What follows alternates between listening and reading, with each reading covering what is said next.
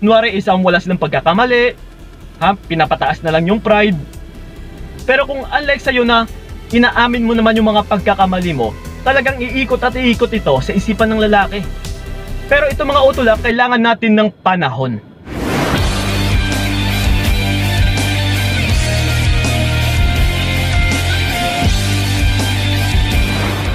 Yon, what's up? Ayan, kamusta mga utol? And then welcome sa video na ito. So once again, Merry Christmas sa inyong lahat dyan. Okay? So ito mga utolan, nandito na naman tayo dahil dagdagan ko na naman ang inyong mga kaalaman. Kasi ito, ang magiging topic natin sa video na ito is best move kapag umaayaw na ang lalaki sa'yo. Okay? So ito mga utol, yung topic natin sa ngayon is ito yung magiging topic din natin dahil halos karamihan sa mga nakakausap ko or sa mga humihingi sa akin ng advice is halos ganito talaga yung pinaka biggest problem or malaki yung percentage kung ano ba ang dapat namin gawin na once na inaayawan na kami ng partner namin, kumakalas na yung partner namin, binablock na kami ng partner namin, or ina-unfriend na kami ng partner namin, Kuya Kiko. So ano bang mas mainam namin gawin? Kasi ito mga utol, dito karamihan na mas lalong natatakot yung babae. Yes, na automatic response na nagagawa ng babae is una talaga sa lahat ay natatakot. Naaalarma na kung ano ba yung dapat kong gawin or natataranta. Na baka hindi na siya babalik, na baka iiwan niya na ako. Kasi ito mga utol una sa lahat, matanong ko muna sa inyo, bakit ka natatakot? Takot ka na baka mag-isa ka na lang ulit? Takot ka or na baka mawalan ka na ng kinikita or baka mawalan ka na rin ng rasyon or tutulong sa'yo, lalong lalo na financially.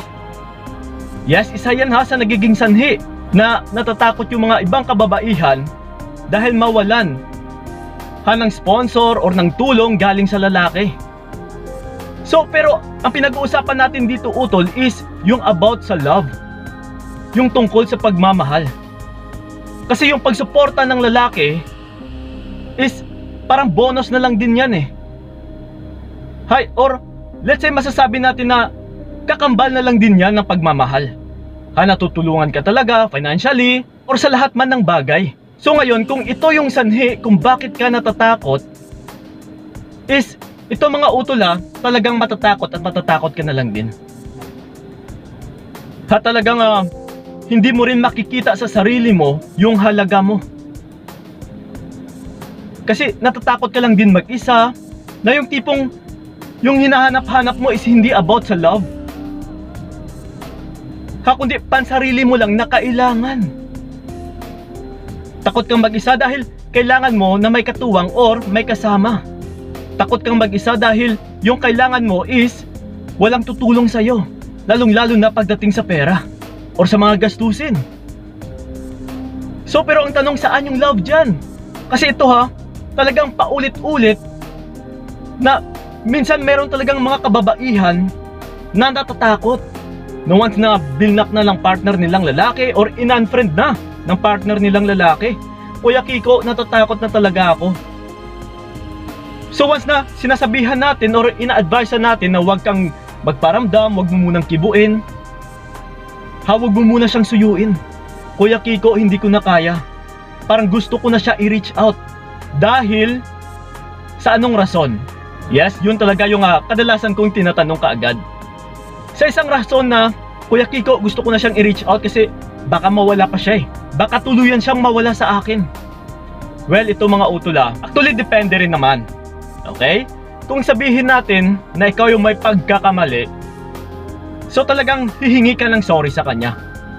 Talagang mag-apologize ka sa kanya. Or hihingi ka talaga ng pasensya. Pero ito mga utol yung paghingi ng pasensya or ng sorry ng isang beses ay sapat na. Which is yan ay good. Pero kung halos paulit-ulit ka na lang humihingi ng sorry, hinahabol-habol mo siya, dito na papasok yung tinatawag natin na pagbibeg or nagmamakaawa ka sa kanya. Hana, nagpapahiwatig na takot ka rin sa kanya na mawala siya. Dahil nagbebeg ka eh, nagmamakaawa ka. Na yung tipong kulang na lang is luluhod ka sa harapan niya. Umiiyak ka sa harapan niya. Na please, bumalik ka na, sorry talaga kung ano man yung nagawa kong kasalanan. Kasi ito mga utol, sa isang paghingi mo lang ng sorry, siguraduhin mo lang din na sincere yung paghingi mo ng sorry. Na which is, may na-realize ka rin sa sarili mo na may pagkakamali ka rin talaga na dapat hindi na rin maulit. Okay? So minsan ito, sa paghingi mo ng sorry sa isang beses lang is hindi naman talaga babalik ka agad yung partner mo. Alam mo kung bakit? Dahil gusto ka lang din niyang turuan na ma-realize mo yung mga pagkakamali mo. Hana Kuya Kiko, humingi na ako ng sorry sa kanya pero hindi pa rin siya nagparamdam eh. Ayaw niya akong pakinggan. Kumukuha lang yan ng buwelo utol. Hana, sa isang pag-sorry mo lang, syempre, tatatak na yan sa kanyang isipan na ikaw mismo ay humingi ka rin ng sorry na which is, alam mo, yung pagkakamali mo sa kanya. Inamin mo or inako mo na may pagkakamali ka. Dahil once na alam mo, dito natin masasabi na pwede mong maiayos yung mga kamalian mo. Dahil ramdam mo eh, alam na alam mo eh. Kagaya sa iba dyan na hindi nga nila alam or nagpapatay mali siya na lang. Kunwari isang wala silang pagkakamali, pinapataas na lang yung pride. Pero kung unlike sa'yo na inaamin mo naman yung mga pagkakamali mo, talagang iikot at iikot ito sa isipan ng lalaki. Pero ito mga utol, kailangan natin ng panahon. Yes, like I said kanina, hindi yan kaagad-agad babalik sa'yo. Kundi panahon na kailangan mo nang humilom yung sugat na kung ano man yung sugat na naibigay mo sa kanya. Time heals utol. Which is, bigyan mo muna siya ng panahon na makapag-isip-isip. And then still dapat nandyan ka pa rin na hindi mo or wala kang gagawin na kalokohan. Ipakita mo sa kanya kasi for sure utol, mang-e-stalk pa rin yan sa'yo or mambabalita pa rin yan sa'yo kung ano na yung balita rin sa'yo. Okay? So ito mga utol isa-isahin muna natin na which is tatlo lang naman yung pinaka-importante na dapat ninyong gawin. Okay? So ito unang-una is huwag mag-beg. Yes, like I said na rin kanina. Isang sorry lang is sapat na. Once na patuloy ka na lang na humihingi ng sorry, dito na talaga hahantong or matatawag natin na ikaw ay nagbebeg or nagmamakaawa na. Dahil sa pagmamakaawa mo utol, nagbebeg ka na babalik yung partner mo, what if babalik siya? Pero ito mga utol, hindi ito bumabalik dahil kusa na naawa siya sa'yo or minamahal ka niya, kundi bumalik na siya dahil nagmakaawa ka eh. Yung tipong parang pinilit mo lang din siya. Ang mas mainam mong gawin sa isang sorry mo lang ay hayaan mo na siya na which is until nakusa siya babalik sa'yo. Kasi dito mo maasam-asam talaga na mararamdaman mo na minamahal ka ng partner mo dahil kusa siya na bumalik sa'yo. Hindi na bumalik siya dahil nagmakaawa ka. Okay, nagigets nyo ba utol? So ganun pa man, huwag ka talagang mag-beg para hindi ka rin maabuso ng partner mo. Dahil kung nag-beg ka and then bumalik siya, aabusuhin at saka aabusuhin ka lang din talaga ng lalaki. Okay? So yun and then ito. Yung pangalawa natin is huwag magparamdam. Yes. Ito mga utol, isa talaga sa kinakatakutan ng mga kababaihan. Kuya Kiko, hindi ko kaya na hindi ako magparamdam. Baka tuluyan kasi siyang mawala eh. Baka mas lalo siyang aatras. Ito mga utol what if kung wala ka talagang pagkakamali and then bigla na lang siyang umatras? The more kasi na magpaparamdam ka, nandiyan ka na lang palagi, is magpapahiwatig ito sa lalaki or mararamdaman niya na kahit hindi mo siya or hindi ka niya kinikibo is nandyan ka pa rin. Dito niya mababalidate na mababa yung value mo bilang isang babae. Dito niya mababalidate na kahit ito na pala yung mga nagagawa niya ay still nandyan ka pa rin. Kaya minsan sa pagpanumbalik ng lalaki is mas lalong nang aabuso. Dahil ikaw mismo utol, nagpakita ka na okay lang sa'yo na aapak-apatan ka niya. Okay? So ganun pa man, sa hindi pakikipagparamdaman, hindi naman natin ito masasabi na pataasan ng pride to eh. Kasi itong mga utol walang pride or mataas na pride sa taong nagmamahal. Kahit mataas yung pride ng partner mong lalaki, kung minamahal ka niyan, babalik at babalik yan sa'yo or magpakumbaba yan para sa'yo. Dahil mahal ka niya, utol. So dito mo malalaman kung minamahal ka ba niya or kung may pagmamahal pa rin ba talaga siya sa'yo. Okay? So yun, and then ito, yung pangatlo natin at saka yung pinakahuli. Pag-focus sa sarili. Yes, mga utol. Napaka-importante talaga nito. Na once na hindi mo siya kinikibo or hindi ka nagpaparamdam sa kanya, bumalik tanaw ka naman sa iyong sarili. Sarili mo naman yung asikasuhin at saka babaguhin mo ngayon.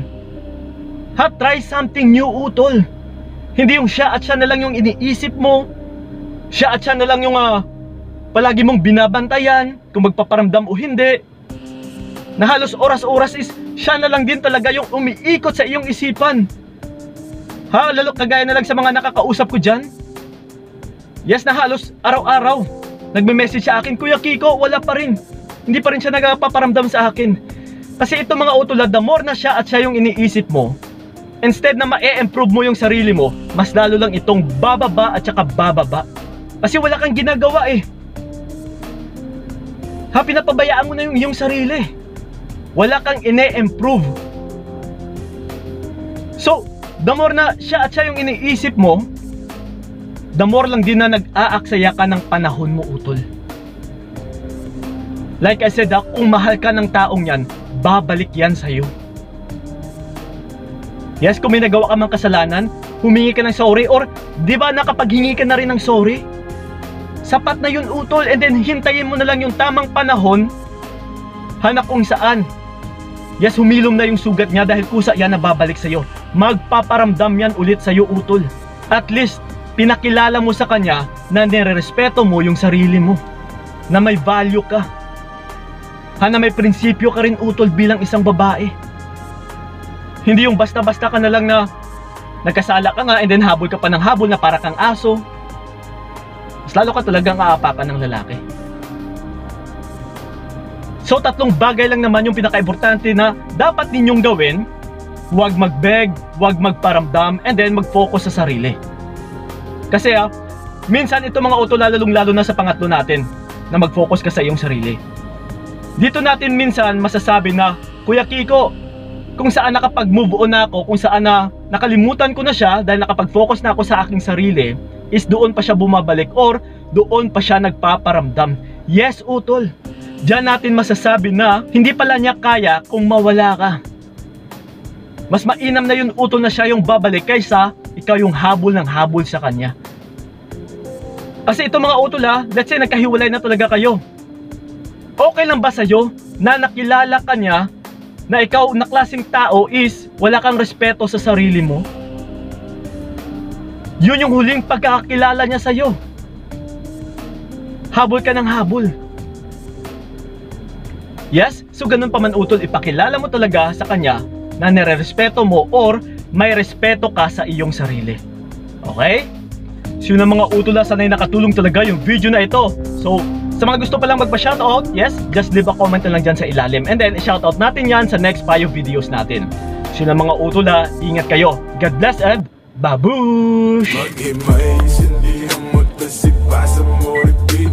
Maghimay, hindi ang